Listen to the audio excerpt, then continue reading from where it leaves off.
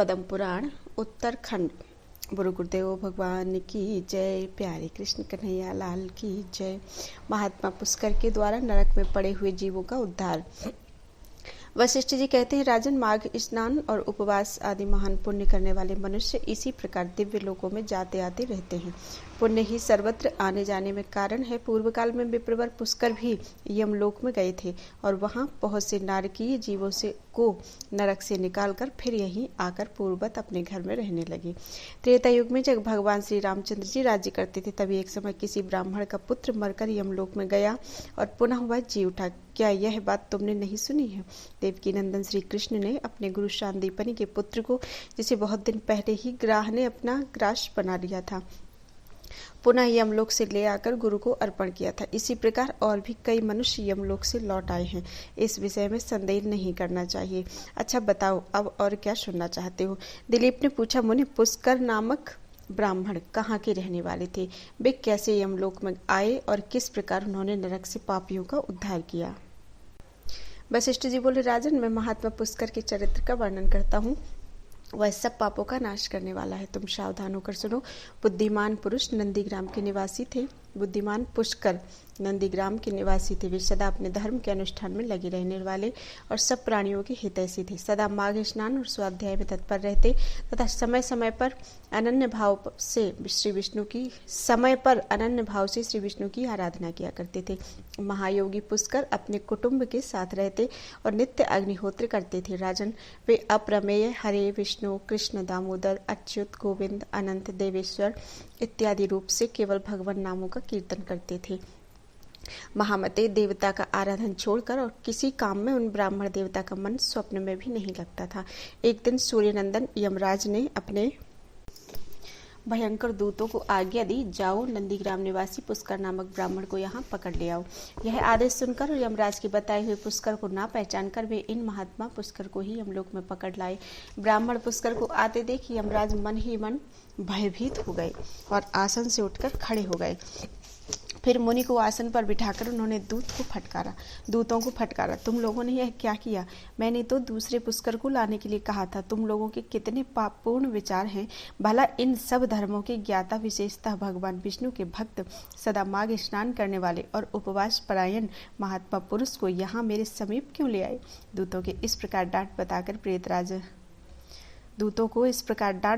प्रेतराज यम ने पुष्कर से कहा, ब्राह्मण, तुम्हारे पुत्र और स्त्री आदि सब बांधव बहुत व्याकुल होकर रो रहे हैं, अतः तुम अभी जाओ। तब पुष्कर ने यम से कहा, भगवान, जहाँ पापी पुरुष यातनामय शरीर धारण करके कष्ट भोगते हैं, उन सब नरकों को मैं देखना चाहता हूँ।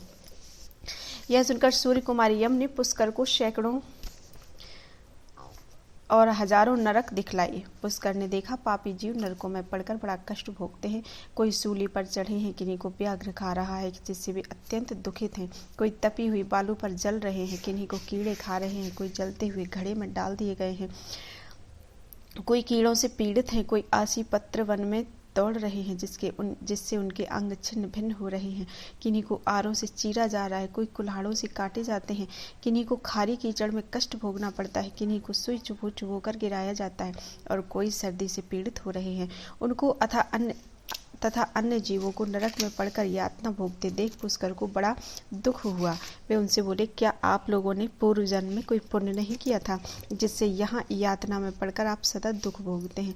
नरक के जीवों ने कहा, विप्रवर, हमने पृथ्वी पर कोई पुण्य नहीं किया था, इसी से इस यातना में पड़कर जलते और बहुत कष्ट उठाते हैं। हमने पराई स्त्रियों से अनुराग किया, दूसरों के धन चुराए, अन्य जीवों की हिंसा की, बिना अपराध ही दूसरों पर लांछन लगाई, ब्राह्मणों की निंदा की और जिनके भरण पोषण का भार अपने ऊपर था उनके भोजन किए बिना ही हम सबसे पहले भोजन कर लेते थे। इन्हीं सब पापों के कारण हम लोग इस नरकाग्नि में दग्ध हो रहे हैं। प्यासी गौएं जब जल की ओर दौड़ती हुई जाती तो हम सदा उनके पानी पीने में विघ्न डाल दिया करते थे। गौओं को कभी खिलाते पिलाते नहीं थे तो भी उनका दूध दोहकर पेट पालने में लगे रहते थे। याचकों को दान देने में लगे हुए धार्मिक पुरुषों के कार्य में रोड़े अटकाया करते थे, अपनी स्त्रियों को त्याग दिया था, व्रत से भ्रष्ट हो गए थे, दूसरे के अन्न में ही सदा रुचि रखते थे, पर्वों पर भी स्त्रियों के साथ रमण करते थे, ब्राह्मणों को देने की प्रतिज्ञा करके भी लोभवश उन्हें दान नहीं दिया। हम धरोहर हड़प लेते थे, मित्रों से द्रोह करते थे तथा झूठी गवाही देते रहते थे। इन्हीं सब पापों के कारण आज हम दग्ध हो रहे हैं। पुष्कर ने कहा, क्या आप लोगों ने भगवान जनार्दन का एक बार भी पूजन किया है? इसी से आप ऐसी भयानक दशा को पहुंचे हैं। जिन्होंने समस्त लोकों के स्वामी भगवान पुरुषोत्तम का पूजन किया है, उन मनुष्यों का मोक्ष तक हो सकता है, फिर पापक क्षय की तो बात ही क्या है। प्रायः आप लोगों ने श्री पुरुषोत्तम के चरणों में मस्तक नहीं झुकाया है, इसी से आपको इस अत्यंत भयंकर नरक की प्राप्ति हुई है। अब यहाँ हाहाकार करने से क्या लाभ? निरंतर भगवान श्री हरि का स्मरण कीजिए। श्री विष्णु समस्त पापों का नाश करने वाले हैं। मैं भी यहाँ जगदीश्वर के नामों का कीर्तन करता हूँ, वे नाम निश्चय ही आपका कल्याण करेंगे। नरक के जीवों ने कहा, ब्राह्मण, हमारा अंतःकरण अपवित्र है, हम अपने पाप से संतप्त हैं। ऐसे समय में आपके शरीर को छूकर बहने वाली वायु हमें परम आनंद प्रदान करती है। धर्मात्मन, आप कुछ देर तक यहाँ ठहरिए, जिससे हम दुखी जीवों को क्षण भर भी तो सुख मिल सके। ब्राह्मण, आपके दर्शन से भी हमें बड़ा संतोष होता है। अहो, हम पापी जीवों पर भी आपकी कितनी दया है। यमराज ने कहा, धर्म के ज्ञाता पुष्कर, तुमने नरक देख लिए, अब जाओ। तुम्हारी पत्नी दुख और शोक में डूबकर रो रही है। पुष्कर बोले, भगवान, जब तक इन दुखी जीवों की आवाज कानों में पड़ती है, तब तक कैसे जाऊं? जाने पर भी वहां मुझे क्या सुख मिलेगा? आपके किंकरों की मार खाकर जो आग के ढेर में गिर रहे हैं, उन नारकीय जीवों की यह दिन रात की पुकार सुनिए। कितने ही जीवों के मुख से निकली हुई यह ध्वनि सुनाई देती है, हाय मुझे बचाओ, मेरी रक्षा करो, रक्षा करो। समस्त भूतों की आत्मा और सबके ईश्वर सर्वव्यापी श्री हरि की मैं नित्य आराधना करता हूँ। इस सत्य के प्रभाव से नारकीय जीव तत्काल मुक्त हो जाएं।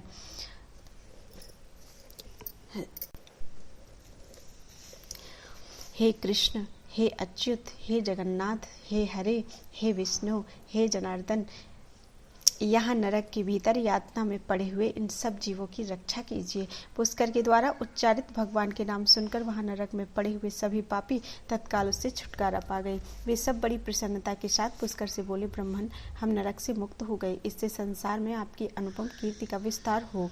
यमराज को भी इस घटना से बड़ा विस्मय हुआ। वे पुष्कर के पास जाकर प्रसन्नचित्त होकर वरदान के द्वारा उन्हें संतुष्ट करने लगे। वे बोले, धर्मात्मन, तुम पृथ्वी पर जाकर सदा वहीं रहो, तुम्हें और तुम्हारे सुहृदों को भी मुझसे कोई भय नहीं है। जो मनुष्य तुम्हारे महात्म्य का प्रतिदिन स्मरण करेगा, उसे मेरी कृपा से अपमृत्यु का भय नहीं होगा।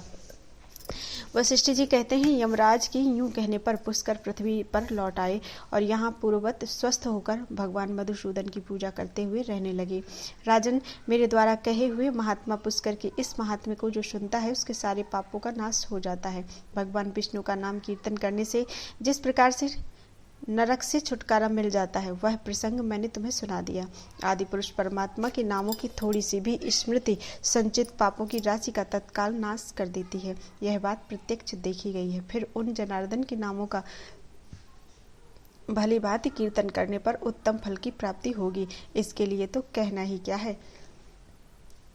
बोलो वृंदावन बिहारी लाल की जय। मृग श्रृंग का विवाह, विवाह के भेद तथा गृहस्थ आश्रम का धर्म।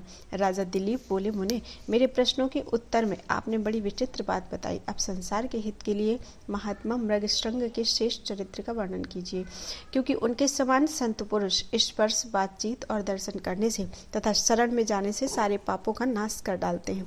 वशिष्ठ जी कहते हैं, राजन, ब्रह्मचारी मृग श्रृंग ने गुरुकुल में रहकर संपूर्ण वेदों और दर्शनों का यथावत अध्ययन किया। फिर गुरु की बताई हुई दक्षिणा देकर समावर्तन की विधि पूरी करके शुद्ध चित्त होने पर उन्हें गुरु ने घर जाने की आज्ञा दी। घर आने पर कुत्स मुनि के उस पुत्र को उचत्थे ने अपनी पुत्री देने का विचार किया तथा मुनीश्वर मुनिश्रंग ने भी पहले जिसे मन ही मन वरण किया था, उस उचत्थे पुत्री सुव्रता के साथ विवाह करने की इच्छा की। इसके बाद उन्होंने महर्षि वेदव्यास जी की आज्ञा से सुव्रता तथा उसकी तीनों सखियों कमला, बिमला और सुरसा का पाणी ग्रहण किया। श्रुति कहती है, ब्राह्मणों के लिए ब्राह्म विवाह सबसे उत्तम है। इसलिए मुनि ने उन चारों कन्याओं को ब्राह्म विवाह की ही रीति से ग्रहण किया। इस प्रकार विवाह हो जाने पर मुनिवर वत्स ने समस्त ऋषियों को मस्तक झुकाया तथा वे मुनीश्वर भी वर वधू को आशीर्वाद देकर उनसे पूछकर अपनी अपनी कुटी में चले गए। राजा दिलीप ने पूछा, गुरुदेव वशिष्ठ जी, चारों वर्णों के विवाह कितने प्रकार के माने गए हैं? यह बात यदि गोपनीय ना हो तो मुझे भी बताइए। वशिष्ठ जी बोले, राजन सुनो, मैं क्रमशः तुम्हें सभी विवाहों का वर्णन करता हूँ। विवाह 8 प्रकार के हैं। ब्राह्म, दैव, आर्ष, प्राजापत्य, आसुर, गांधर्व, राक्षस और पैशाच। जहाँ वर को बुलाकर वस्त्र और आभूषणों से विभूषित कन्या का विधि पूर्वक दान किया जाता है, वह ब्राह्म विवाह कहलाता है। ऐसे विवाह से उत्पन्न होने वाला पुत्र 21 पीढ़ियों का उद्धार कर देता है। यज्ञ करने के लिए ऋत्विज को जो कन्या दी जाती है वह दैव विवाह है। उससे उत्पन्न होने वाला पुत्र 14 पीढ़ियों का उद्धार करता है। वर से 2 बैल लेकर जो कन्या का दान किया जाता है वह आर्ष विवाह है। उससे उत्पन्न हुआ पुत्र 6 पीढ़ियों का उद्धार कर देता है। दोनों एक साथ रहकर धर्म का आचरण करें, यूं कहकर जो किसी मांगने वाले पुरुष को कन्या दी जाती है वह प्राजापत्य विवाह कहलाता है। उससे उत्पन्न हुआ पुत्र 6 पीढ़ियों का उद्धार करता है। ये 4 विवाह ब्राह्मणों के लिए धर्मानुकूल माने गए हैं। जहाँ धन से कन्या को खरीदकर विवाह किया जाता है वह आसुर विवाह है। वर और कन्या में परस्पर मैत्री के कारण जो विवाह संबंध स्थापित होता है उसका नाम गांधर्व है। बलपूर्वक कन्या को हर लाना राक्षस विवाह है। सत्पुरुषों ने इसकी निंदा की है। छल पूर्वक कन्या का अपहरण करके किए जाने वाला विवाह को पैशाच कहते हैं। यह बहुत ही घृणित है। समान वर्ण की कन्याओं के साथ विवाह काल में उनका हाथ अपने हाथ में लेना चाहिए, यही विधि है। धर्मानुकूल विवाहों से 100 वर्ष तक जीवित रहने वाली धार्मिक संतान उत्पन्न होती है तथा अधर्ममय विवाहों से जिनकी उत्पत्ति होती है वे भाग्यहीन, निर्धन और थोड़ी आयु वाले होते हैं। अतः ब्राह्मणों के लिए ब्राह्म विवाह ही श्रेष्ठ है। इस प्रकार मुनीश्वर मृगश्रंग विधि पूर्वक विवाह करके वेदोक्त मार्ग से भली भांति गार्हस्थ्य धर्म का पालन करने लगे। उनकी गृहस्थी के समान दूसरे किसी की गृहस्थी न कभी हुई है न होगी। सुव्रता, कमला, विमला और सुरसा ये चारों पत्नियां पातिव्रत्य धर्म में तत्पर होकर सदा पति की सेवा में लगी रहती थी। उनके सतीत्व की कहीं तुलना नहीं थी। इस प्रकार वे धर्मात्मा मुनि उन धर्म पत्नियों के साथ रहकर भली भांति धर्म का अनुष्ठान करने लगे। राजा दिलीप ने पूछा, मुनिवर, पतिव्रता का क्या लक्षण है तथा गृहस्थ आश्रम का भी क्या लक्षण है? मैं इस बात को जानना चाहता हूँ, कृपया बताइए। वशिष्ठ जी बोले, राजन सुनो, मैं गृहस्थाश्रम का लक्षण बतलाता हूँ। सदाचार का पालन करने वाला पुरुष दोनों लोक जीत लेता है। ब्राह्म मुहूर्त में शयन से उठकर पहले धर्म और अर्थ का चिंतन करें, फिर अर्थोपार्जन में होने वाले शारीरिक क्लेश पर विचार करके मन ही मन परमेश्वर का स्मरण करें। धनुष से छूटने पर एक बाण जितनी दूर तक जाता है उतनी दूर की भूमि लांघकर घर से दूर नैऋत्य कोण की ओर जाएं और वहां मलमूत्र का त्याग करें। दिन को और संध्या के समय कान पर जनेऊ चढ़ाकर उत्तर की ओर मुंह करके शौच के लिए बैठना चाहिए और रात्रि में दक्षिण दिशा की ओर मुंह करके मलमूत्र का त्याग करना चाहिए। मल त्याग के समय भूमि को तिनके से ढक दें और अपने मस्तक पर वस्त्र डालकर यत्नपूर्वक मौन रहें। ना तो थूके और ना ऊपर को सांस ही खींचें। शौच के स्थान पर अधिक देर तक ना रुके, मल की ओर दृष्टिपात ना करें। अपने शिश्न को हाथ से पकड़े हुए उठें और अन्यत्र जाकर आलस्य रहित होकर गुदा और लिंग को अच्छी तरह धो डालें। किनारे की मिट्टी लेकर उससे इस प्रकार अंगों की शुद्धि करें जिससे मल की दुर्गंध और लेप दूर हो जाए। किसी पवित्र तीर्थ में शौच की क्रिया ना करें। यदि करना हो तो किसी पात्र में जल निकालकर उससे अलग जाकर शौच कर्म करें। लिंग में 1 बार, गुदा में 5 बार तथा बाएं हाथ में 10 बार मिट्टी लगाएं। दोनों पैरों में 5-5 बार मिट्टी लगाकर धोएं। इस प्रकार शौच करके मिट्टी और जल से हाथ पैर धोकर चोटी बांध लें और 2 बार आचमन करें। आचमन के समय हाथ घुटनों के भीतर होना चाहिए। पवित्र स्थान में उत्तर या पूरब की ओर मुंह करके हाथ में पवित्री धारण किए आचमन करना चाहिए। इससे पवित्री जूठी नहीं होती। यदि पवित्री पहने हुए ही भोजन कर ले तो वह अवश्य जूठी हो जाती है, उसको त्याग देना चाहिए। तदनंतर उठकर दोनों नेत्र धो डालें और दंत धावन करें। उस समय निम्नांकित मंत्र का उच्चारण करना चाहिए। आयुर्बलम यशो वर्चः प्रजाः पशुवशूनि च ब्रह्म प्रज्ञां च मेधां च त्वं नो देहि वनस्पते। आप हमें आयु, बल, यश, तेज, संतान, पशु, धन, वेदाध्ययन की बुद्धि तथा धारणा शक्ति प्रदान करें। इस मंत्र का पाठ करके दातुन करें। दातुन कांटेदार या दूध वाले वृक्ष की होनी चाहिए। उसकी लंबाई 12 अंगुल की हो और उसमें कोई छेद न हो। मोटाई भी कनिष्ठिका उंगली के बराबर होनी चाहिए। रविवार को दातुन निषिद्ध है। उस दिन 12 कुल्लों से मुख की शुद्धि होती है। तत्पश्चात आचमन करके शुद्ध हो विधि पूर्वक प्रातः स्नान करें। स्नान के बाद देवता और पितरों का तर्पण करें। फिर उठकर 2 शुद्ध वस्त्र धारण करें।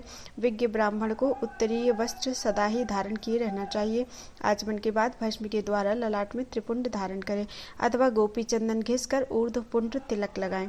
तदनंतर संध्या वंदन आरंभ करके प्राणायाम करें। आपोहिष्ठाम आदि 3 ऋचाओं से कुशोदक द्वारा मार्जन करें। पूर्वोक्त ऋचाओं में से एक एक का प्रणव सहित उच्चारण करके जल सींचें। फिर सूर्यश्च इत्यादि मंत्र के द्वारा अभिमंत्रित जल का आचमन करें।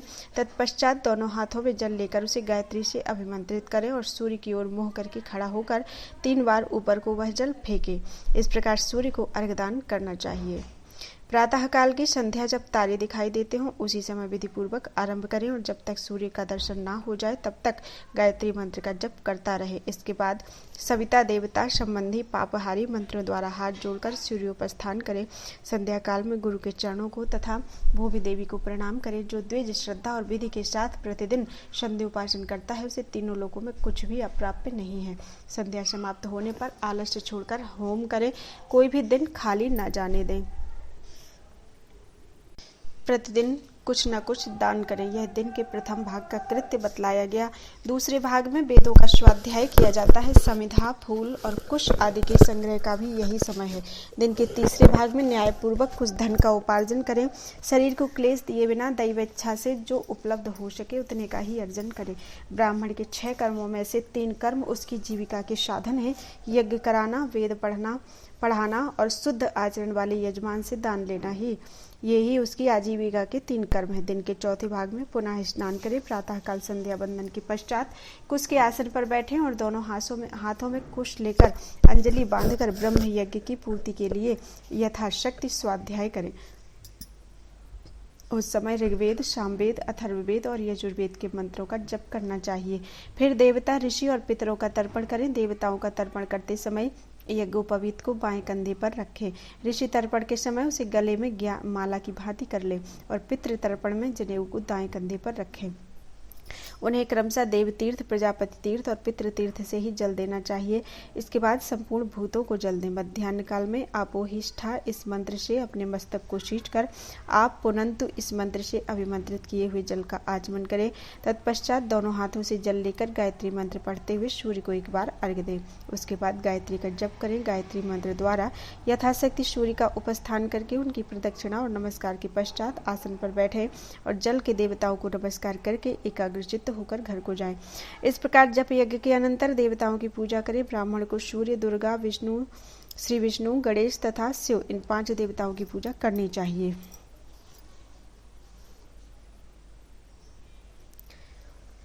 उसके बाद 5 महायज्ञों का अनुष्ठान करें। 5 महायज्ञों का अनुष्ठान करें। फिर भूत बलि, काक बलि और कुक्कुर बलि आदि देते हुए निम्नांकित मंत्र का पाठ करें। देवा मनुष्याः पशवो वयांसि सिद्धाश्च यक्षोर्गदैत्य संघाः प्रेताः पिशाचा उर्गाः समस्ता ये चान्निमिच्छन्ति मयात्र दत्तम्। देवता, मनुष्य, पशु, पक्षी, सिद्ध, यक्ष, नाग, दैत्य, प्रेत, पिशाच और सब प्रकार के सर्प जो मुझसे अन्न लेने की इच्छा रखते हो वे यहाँ आकर मेरे दिए हुए अन्न को ग्रहण करें। यूं कहकर सब प्राणियों के लिए पृथक पृथक बलि दें। तत्पश्चात विधि पूर्वक आचमन करके प्रसन्न चित्त होकर द्वार पर बैठें और बड़ी श्रद्धा के साथ किसी अतिथि के आने की प्रतीक्षा करें। गोदोहन काल तक प्रतीक्षा करने के बाद यदि भाग्यवश कोई अतिथि आ जाए तो यथाशक्ति अन्न और जल देकर देवता की भांति उसकी भक्ति पूर्वक पूजा करें।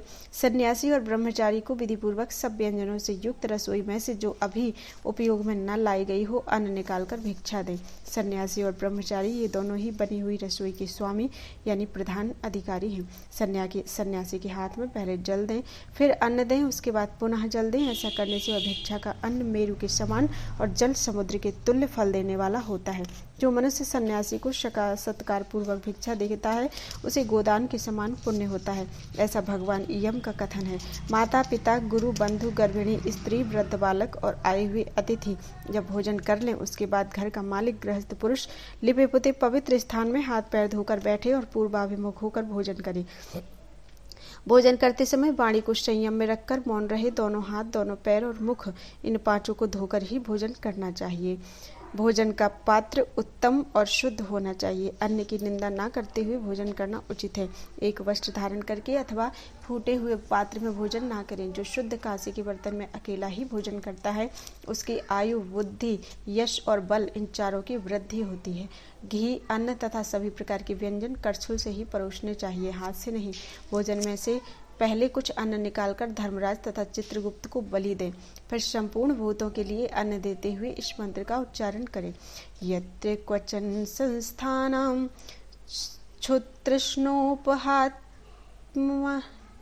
क्षुतृष्णोपहात्मनां भूतानां तृप्तयेच्छय्यामिदमस्तु यथा सुखम्।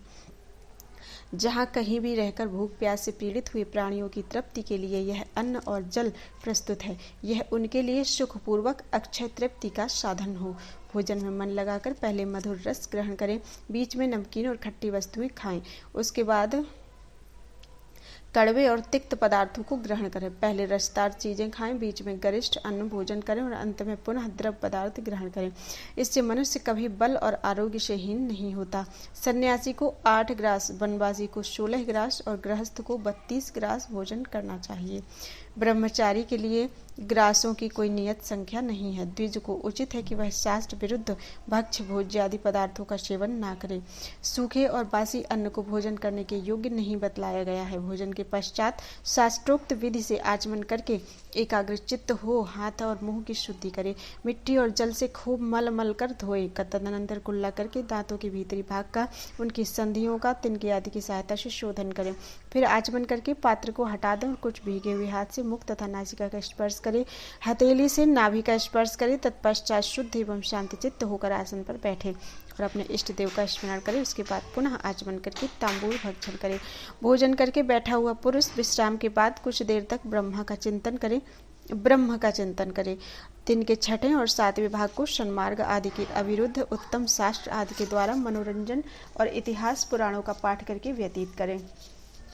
8वें भाग में जीविका के कार्य में संलग्न रहें। उसके बाद पुनः ब्रह्म संध्या, सायं संध्या का समय हो जाता है। जब सूर्य अस्ताचल के शिखर पर पहुंच जाएं, तब हाथ पैर धोकर हाथ में कुश लेकर एकाग्रचित्त होकर सायंकालीन संध्योपासना करें। सूर्य के रहते रहते ही पश्चिम संध्या प्रारंभ करें। उस समय सूर्य का आधा मंडल ही अस्त होना चाहिए। प्राणायाम करके जल देवता संबंधी मंत्रों से मार्जन करें। सायंकाल में अग्निश्च माम मन्युश्च इत्यादि मंत्र के द्वारा सवेरे सूर्यश्च मां मन्युश्च इत्यादि मंत्र के द्वारा आचमन करें। सायं संध्या में पश्चिमाभिमुख बैठकर मौन तथा एकाग्रचित्त होकर रुद्राक्ष की माला लेकर तारों के उदय होने तक प्रणव और व्याहृतियों सहित गायत्री मंत्र का जप करें। फिर वरुण देवता संबंधी ऋचाओं से सूर्योपस्थान करके प्रदक्षिणा करते हुए प्रत्येक दिशा और दिक्पाल को पृथक पृथक नमस्कार करें। इस प्रकार सायंकाल की संध्योपासना करके अग्निहोत्र करने के पश्चात कुटुंब के अन्य लोगों के साथ भोजन करें। भोजन की मात्रा अधिक नहीं होनी चाहिए। भोजन के कुछ काल बाद शयन करें। सायंकाल और प्रातः काल में भी बलि वैष्णदेव करना चाहिए। स्वयं भोजन न करना हो तो बलि वैष्णदेव का अनुष्ठान सदा ही करें, अन्यथा पाप का भागी होना पड़ता है। यदि घर पर कोई अतिथि आ जाए तो गृहस्थ पुरुष अपनी शक्ति के अनुसार उसका यथोचित सत्कार करे। रात में भोजन के पश्चात हाथ पैर आदि धोकर गृहस्थ मनुष्य कोमल सैया पर सोने के लिए जाए। सैया पर तकिए का होना आवश्यक है। अपने घर में सोना हो तो पूर्व दिशा की ओर सिरहाना करके सोए और ससुराल में सोना हो तो दक्षिण दिशा की ओर।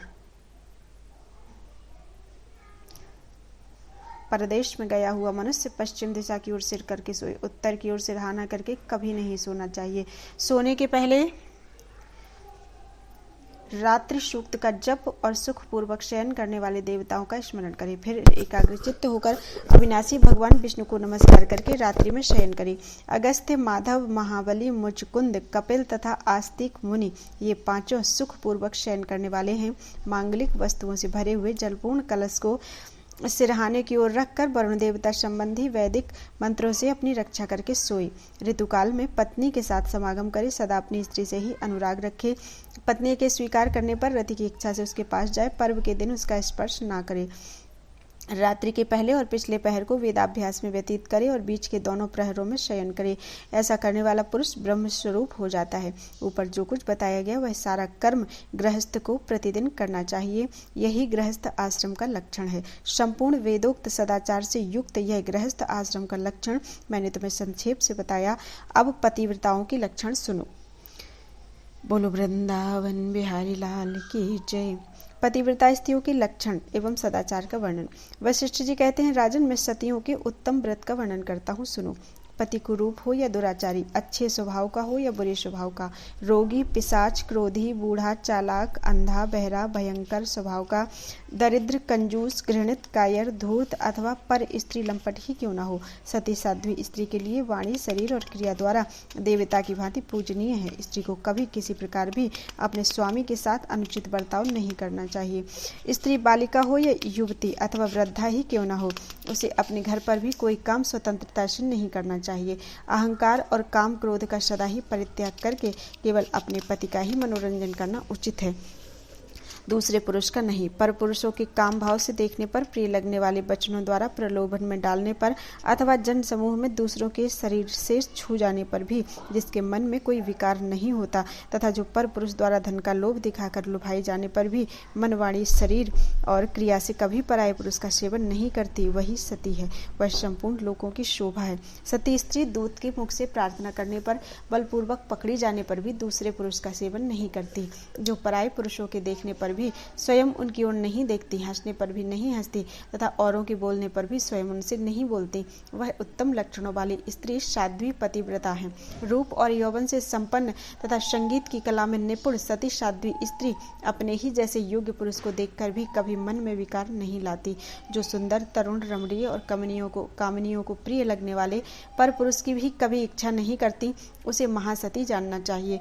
पराया पुरुष देवता, मनुष्य अथवा गंधर्व कोई भी क्यों न हो, वह सती स्त्रियों को प्रिय नहीं होता। पत्नी को कभी भी ऐसा कार्य नहीं करना चाहिए जो पति को अप्रिय जान पड़े। जो पति के भोजन कर लेने पर भोजन करती, उनके दुखी होने पर दुखित होती, पति के आनंद में ही आनंद बनाती, उनके परदेश चले जाने पर मलिन वस्त्र धारण करती, पति के सो जाने पर सोती और पहले ही जग जाती, पति की मृत्यु हो जाने पर उनके शरीर के साथ ही चिता में जल जाती और दूसरे पुरुष को कभी भी अपने मन में स्थान नहीं देती, उस स्त्री को पतिव्रता जानना चाहिए। पतिव्रता स्त्री को अपने सास ससुर तथा पति में विशेष भक्ति रखनी चाहिए। वह धर्म के कार्य में सदा पति के अनुकूल रहे, धन खर्च करने में संयम से काम ले, संभोग काल में संकोच ना रखे और अपने शरीर को सदा पवित्र बनाए रखे। पति की मंगल कामना करे, उनसे सदा प्रिय वचन बोले, मांगलिक कार्य में संलग्न रहे, घर को सजाती रहे और घर की प्रत्येक वस्तु को प्रतिदिन साफ सुथरी रखने की चेष्टा करें। खेत से, वन से अथवा गांव से लौटकर जब पतिदेव घर पर आवे तो उठकर उनका स्वागत करे, आसन और जल देकर अभिनंदन करे, बर्तन और अन्न साफ रखे, समय पर भोजन बनाकर दे, संयम से रहे, अनाज को छिपा कर रखे, घर को झाड़ बुहार कर स्वच्छ बनाए रखे। गुरुजन, पुत्र, मित्र, भाई, बंधु, काम करने वाले सेवक, अपने आश्रय में रहने वाले भृत्य, दास दासी, अतिथि, अभ्यागत, सन्यासी तथा ब्रह्मचारी लोगों को आसन और भोजन देने, सम्मान करने और प्रिय वचन बोलने में तत्पर रहे। मुख्य गृहिणी को सदा ही समय समय पर उपर्युक्त व्यक्तियों की यथोचित सेवा के कार्य में दक्ष होना चाहिए। पति घर का खर्च चलाने के लिए अपनी पत्नी के हाथ में जो द्रव्य दे, उससे घर की सारी आवश्यकता पूर्ण करके पत्नी अपनी बुद्धि के द्वारा उसमें से कुछ बचा ले। पति ने दान करने के लिए जो धन दिया हो, उसमें से लोभवश कुछ बचाकर ना रखे। स्वामी की आज्ञा लिए बिना अपने बंधुओं को धन ना दे। दूसरे पुरुष से वार्तालाप, असंतोष, पराये कार्यों की चर्चा, अधिक हंसी, अधिक रोष और क्रोध उत्पन्न होने के अवसर का सर्वथा त्याग करे। पतिदेव जो पदार्थ ना खाएं पिए, ना पिए और ना मुख में डालें, वह सब पतिव्रता स्त्री को भी छोड़ देना चाहिए। स्वामी परदेश में हो तो स्त्री के लिए तेल लगा लगाकर नहाना, शरीर में उपटन लगाना, दांतों में मंजन लगाकर धोना, केसों को संवारना, उत्तम पदार्थ भोजन करना, अधिक समय तक कहीं बैठना, नए नए वस्त्रों को पहनना और श्रृंगार करना निषिद्ध है। राजन, त्रेता से लेकर प्रत्येक युग में स्त्रियों की प्रतिमास ऋतु धर्म होता है। उस समय पहले दिन चांडाल जाति की स्त्री के समान पत्नी का स्पर्श वर्जित है। दूसरे दिन वह ब्राह्मण की हत्या करने वाली स्त्री के तुल्य अपवित्र मानी गई है। तीसरे दिन उसे धोबिन के तुल्य बताया गया है। चौथे दिन स्नान करके वह शुद्ध होती है। रजस्वला स्त्री स्नान, शौच जल से होने वाली शुद्धि, गाना, रोना, हंसना, यात्रा करना, अंगराग लगाना, उपटन लगाना, दिन में सोना, दातुन करना, मन या वाणी के द्वारा भी मैथुन करना तथा देवताओं का पूजन और नमस्कार करना छोड़ दे। पुरुष को भी चाहिए कि वह रजस्वला स्त्री से स्पर्श और वार्तालाप ना करे तथा पूर्ण प्रयत्न करके उसके वस्त्रों का भी संयोग न होने दे।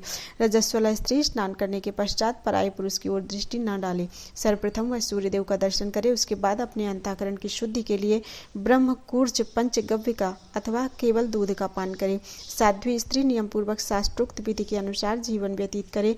आभूषणों से विभूषित होकर परम पवित्र भाव से स्वामी के प्रिय तथा हित साधन में संलग्न रहे। यदि स्त्री गर्भवती हो तो उसे नीचे लिखे हुए नियमों से रहना चाहिए। वह आत्मरक्षा पूर्वक सुंदर आभूषण धारण करके वास्तु पूजन में तत्पर रहे। उसके मुख पर प्रसन्नता छाई रहे। बुरे आचार विचार की स्त्रियों से बातचीत ना करे। शूप की हवा से बचकर रहे। जिसके बच्चे होकर मर जाते हो अथवा जो बंध्या हो ऐसी स्त्री के साथ संसर्ग ना करे। गर्भिणी स्त्री दूसरे के घर का भोजन ना करे। मन में घृणा पैदा करने वाली कोई वस्तु ना देखे। डरावनी कथा ना सुने। भारी और अत्यंत गर्म भोजन ना करे। पहले का किया हुआ भोजन जब तक अच्छी तरह पच न जाए दोबारा भोजन ना करे। इस विधि से रहने पर साध्वी स्त्री उत्तम पुत्र प्राप्त करती है, अन्यथा या तो गर्भ गिर जाता है या उसका निरोध हो जाता है। पतिदेव जब किसी कार्यवश घर के भीतर प्रवेश करे तो पतिव्रता स्त्री अंगराग आदि से युक्त होकर शुद्ध हृदय से उनके पास जाए। तरुणी, सुंदरी, पुत्रवती, ज्येष्ठा अथवा कनिष्ठा कोई भी क्यों न हो, परोक्ष में या सामने अपनी किसी सौत की गुणहीन होने पर भी निंदा ना करे। मन में राग द्वेष जनित मत्सरता रहने पर भी सौतों को परस्पर एक दूसरे का प्रिय नहीं करना चाहिए। स्त्री पराये पुरुष के नामों का गान और पराये पुरुष के गुणों का वर्णन न करे। पति से दूर न रहे। सदा अपने स्वामी के समीप ही निवास करे।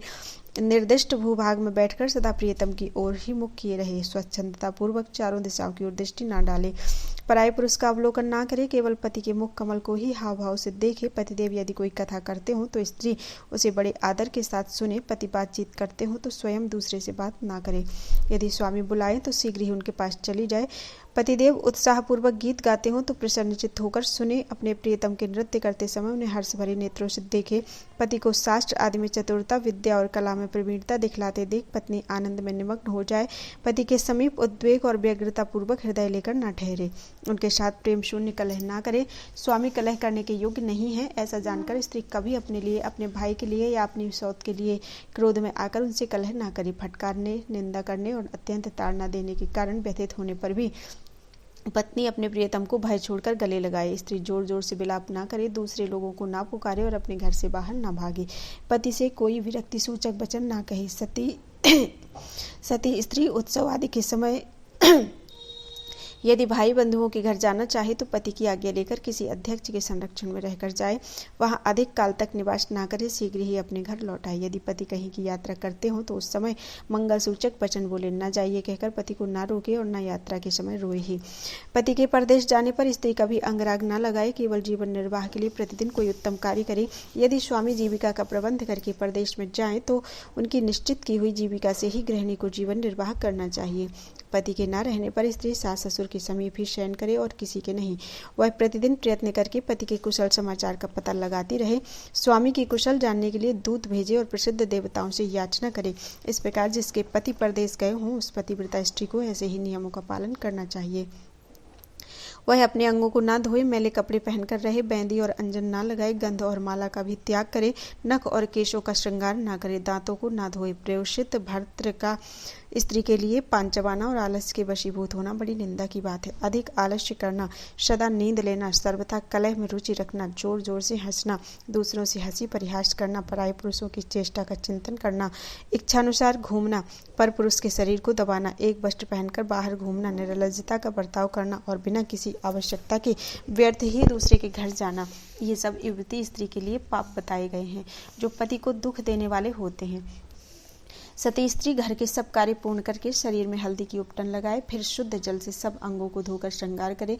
उसके बाद अपने मुख कमल को प्रसन्न करके प्रीतम के समीप जाए। मन, वाणी और शरीर को संयम में रखने वाली नारी ऐसे बर्ताव से इस लोक में की उत्तम कीर्ति पाती है और परलोक में पति का सायुज्य प्राप्त करती है। देवताओं सहित संपूर्ण लोकों में पति के समान दूसरा कोई देवता नहीं है। जब पति देवता संतुष्ट होते हैं तो इच्छानुसार संपूर्ण भोगों की प्राप्ति कराते हैं और कुपित होने पर सब कुछ हर लेते हैं। संतान, नाना प्रकार के भोग, शैया, आसन, अद्भुत वस्त्र, माला, गंध, स्वर्गलोक तथा भांति भांति की कीर्ति, ये सब पति से ही प्राप्त होते हैं। इस प्रकार मुनिवर मृग, श्रृंग, धर्म, नय, नीति एवं गुणों में सबसे श्रेष्ठ सुव्रता आदि चारों पत्नियों के साथ चिरकाल तक अतिरात्र और वाजपेयी आदि यज्ञों का अनुष्ठान करते रहे। वे नियम पूर्वक संसारी सुख भोगते थे, तथापि उनका अंतःकरण अत्यंत निर्मल था। बोलो वृंदावन बिहारी लाल की जय।